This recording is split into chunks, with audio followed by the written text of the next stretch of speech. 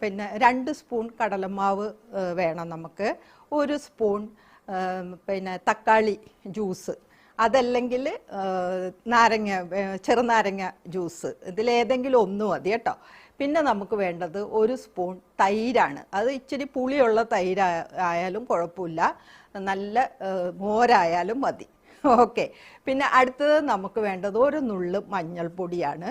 മഞ്ഞൾപ്പൊടിയും വേണം. പിന്നെ നമുക്ക് 1 നുള്ളു ഉപ്പും വേണം. ഇത്രയും ഐറ്റംസാണ് നമുക്ക് വേണ്ടത്.